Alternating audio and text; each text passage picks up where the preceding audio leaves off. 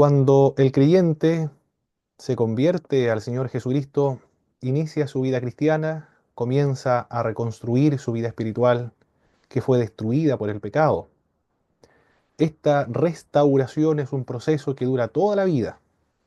Se designa como el proceso de la santificación. Consiste en reproducir la imagen de nuestro Señor Jesucristo en cada uno de los creyentes, a lo que la Iglesia Oriental le denomina la divinización de los cristianos.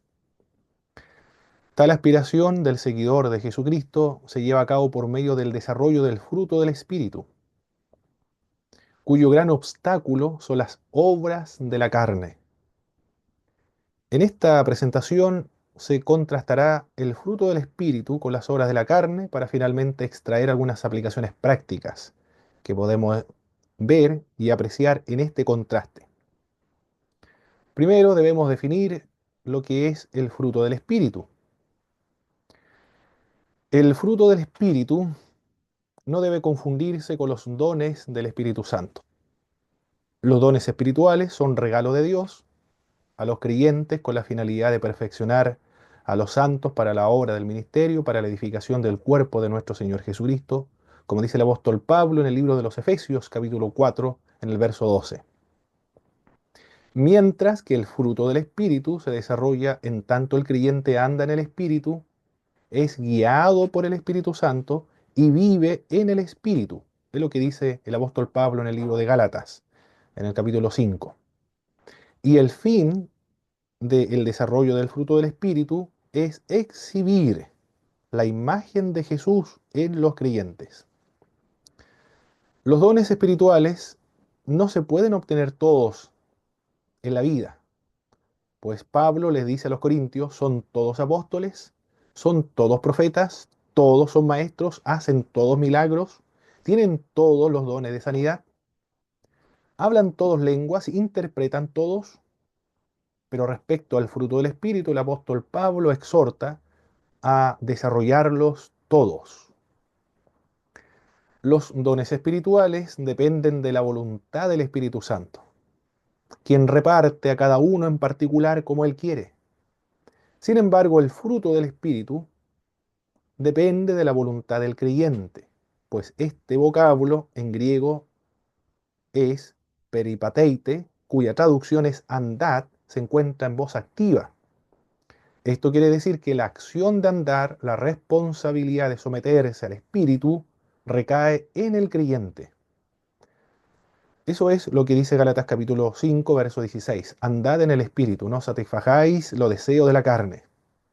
También el mismo vocablo se encuentra en tiempo presente, que en griego cuya característica es un presente continuo, sugiere que permanentemente el creyente debe manifestar el fruto del Espíritu, mientras que los dones espirituales se manifiestan ocasionalmente, cuando la circunstancia y la voluntad de Dios lo requiera. El fruto del Espíritu es la nueva vida producida por el Espíritu Santo, que modela la personalidad del creyente. Es un conjunto de virtudes que dan cuenta de la transformación del carácter de la persona nacida de nuevo. Constituye la señal indudable y concreta de la acción de Dios en la vida del ser humano, en particularmente en la vida del creyente, aquella persona que se ha convertido a Jesucristo o se ha hecho seguidor de Jesús de Nazaret. Indica que el creyente, tanto en la esfera privada como en la esfera pública, camina guiado por el Espíritu en todo tiempo y que ha dejado atrás su anterior estilo de vida. Es la señal y la sustancia de su transformación a la imagen de Jesucristo y las virtudes morales necesarias para poder ser un seguidor auténtico de Jesús de Nazaret.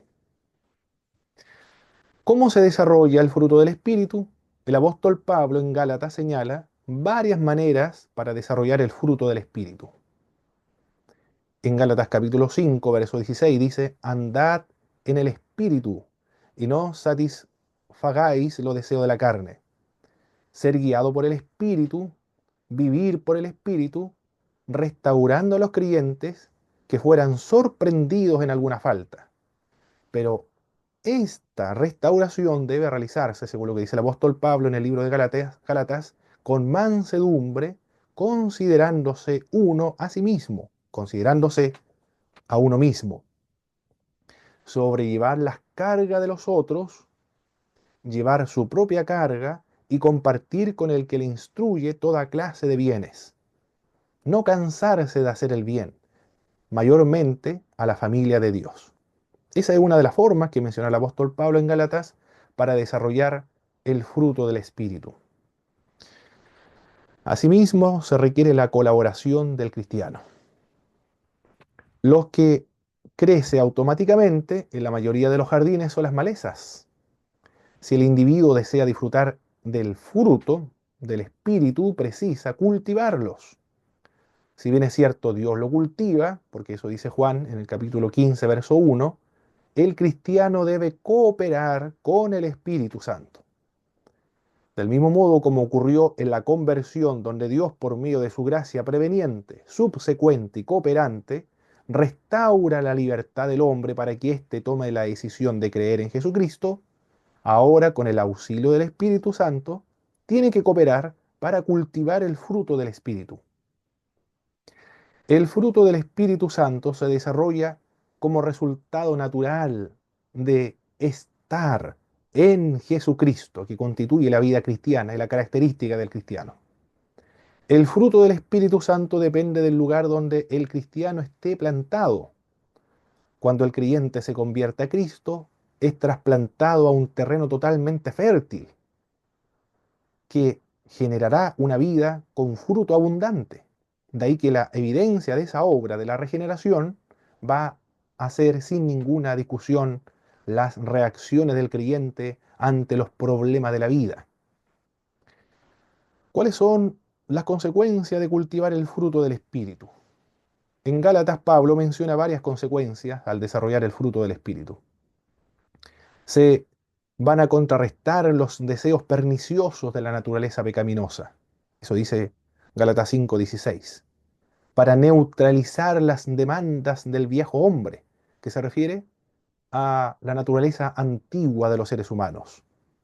Antigua en el sentido anterior a su conversión y su encuentro y su experiencia personal con Jesucristo.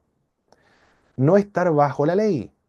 Esta ley se refiere a la ley de Moisés, por lo que sugiere el contexto del libro de Gálatas, donde los judaizantes intentaban judaizar a los creyentes gentiles por medio de la circuncisión y el guardar la ley de Moisés. En este sentido, señala un autor muy importante, un comentarista, Hendriksen, el que anda en el espíritu no está bajo la ley, pues esta significa derrota, esclavitud, maldición e impotencia, porque la ley no puede salvar, nos dice el libro de Gálatas, aludiendo al libro de Gálatas. Es precisamente el Espíritu el que nos pone en la libertad, que es Cristo Jesús. Cristo el que nos da la libertad. Sin embargo, esta libertad no consiste en dar rienda suelta a las pasiones, sino esclavitud por amor, porque cumpliendo el precepto del amor, se cumple toda la ley.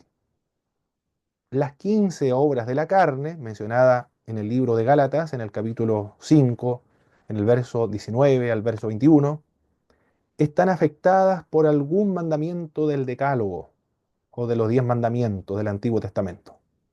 En cambio, el fruto, en singular, porque nace como un árbol entero del Espíritu, expresado en su forma de 9 actitudes, entre las que se incluye el amor y la fe, supone una superación por exceso de los mandamientos del Decálogo o de los 10 mandamientos. Como cuando Cristo los comentaba en el libro de Mateo, en el Sermón del Monte.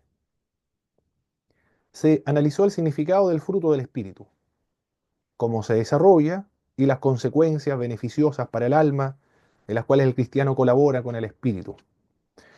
Ahora se comentará en qué consiste la obra de la carne y sus consecuencias perniciosas. Vamos a definir primero qué es lo que es las obras de la carne. El vocablo empleado por el apóstol Pablo en el libro de Gálatas para referirse a las obras de la carne es sark, en griego, que es el idioma bíblico del Nuevo Testamento. Este término se emplea como sujeto del pecado, donde no actúa el Espíritu Santo de Dios. El edificar sobre la sarc, es decir, sobre la carne, o el poner la confianza en ella es pecado. Todo lo humano y todo lo terrenal es sarc. Y en la medida en que los seres humanos confían en la sarc, en este sentido ella se convierte en un poder que se opone a la acción del Espíritu Santo. Los creyentes han crucificado la carne. Ya no están edificando sobre la carne, sino que ahora los creyentes estamos edificando sobre la persona de Jesucristo, que constituye el fundamento de todo creyente, el fundamento de toda la iglesia. Las obras de la carne se desarrollan u originan naturalmente como consecuencia de la naturaleza pecaminosa de los seres humanos. Es propio de la naturaleza caída y degradada por el pecado obrar diversas transgresiones.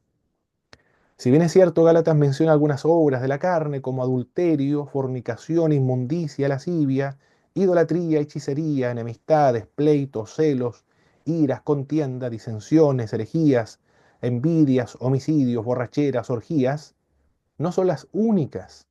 A lo largo de las Escrituras se encuentra una lista considerable de las obras de la carne. ¿Cuáles son las consecuencias, los resultados de la obra de la carne?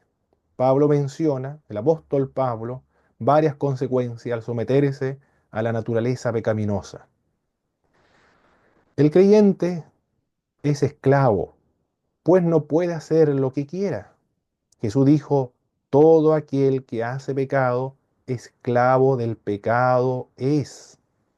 No solo es esclavo del pecado, sino que también está aún esclavizado a la ley, dice el apóstol Pablo en Gálatas. Los que practican las obras de la carne no heredarán el reino el reino de los cielos o el reino de Dios. El que siembra para la carne, Pablo asegura, que segará corrupción, según lo que dice Gálatas capítulo 6, verso 8. O una cosecha de muerte, traduce la Biblia, Dios habla hoy. Incluso para aquellos que han sido justificados por la fe en Jesucristo, es fácil en ocasiones sujetarse a un sistema de esclavitud. Aún cristianos muy experimentados como el apóstol Pedro, por ejemplo, y Bernabé, pudieron descarriarse por un momento. Pablo no se queja de su teología, sino de su praxis, cuando los de la circuncisión les indujeron a no comer con los cristianos gentiles. Ninguna otra carta deja más claro que Gálatas la importancia de expresar en la vida todas las implicaciones de la salvación que recibimos a través de la cruz de Jesucristo. Martín Lutero afirmó también lo mismo al señalar que Pablo, al exhortar a no satisfacer los deseos de la carne, desea expresar que estos aún no han muerto en los creyentes, sino que saltan nuevamente y luchan contra el espíritu. La carne de ninguno de los fieles es tan piadosa que, al ser ofendida, no comience a morder y devorar, o al menos a hacer caso omiso de algún detalle del mandamiento del amor. Desde el primer acoso ya no puede controlarse, sino que se enoja contra su prójimo, busca venganza y lo odia como su enemigo, o al menos no lo ama como debiera amarlo, escribió el reformador protestante del siglo XVI. Podemos extraer algunas aplicaciones prácticas después de haber visto este contraste entre los frutos del Espíritu y las obras de la carne. Haber crucificado la carne, en Gálatas capítulo 5, verso 24, con sus pasiones y deseos, según la perspectiva del apóstol Pablo, no es una opción, una demanda colateral o un asunto secundario para los creyentes, ya que se trata de una señal visible de la nueva naturaleza que ostentan los creyentes como hijos nacidos de Dios. Esto es posible gracias a la obra interna de Dios en los creyentes, quien produce así el querer como el hacer por su buena voluntad, dice el libro de Filipenses en el capítulo 2, verso 13. El fruto del Espíritu no afecta únicamente el carácter individual de una persona, haciendo de ella un buen vecino, un ser humano amable o bondadoso. Afecta tanto la vida privada como la vida pública de los discípulos.